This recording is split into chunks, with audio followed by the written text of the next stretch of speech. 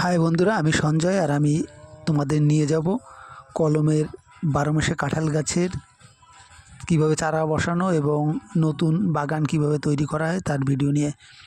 চলো দেখে নিই।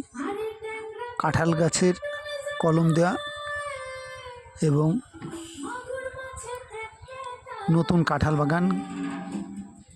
দেখো, কোনো রাসায়নিক সার নয়, জৈব সার দিয়ে ভালো করে গর্ত করে তার মধ্যে জৈব সার দিয়ে কাঁঠাল গাছগুলো বসানো হয়েছে। কোনো রাসায়নিক সার ব্যবহার করা হয়নি, কারণ রাসায়নিক সার ব্যবহার করলে গাছগুলো মরে যাওয়ার সম্ভাবনা থাকে।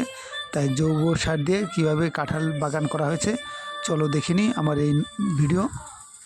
চলো যাই দেখে নিই। কাঁঠাল গাছগুলো 6 হাত বাই 6 হাত দূরত্ব হিসেবে বসানো হয়েছে।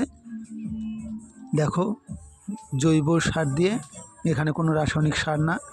চলো দেখে নিই আমার এই ভিডিও, কাঁঠাল গাছের ভিডিও।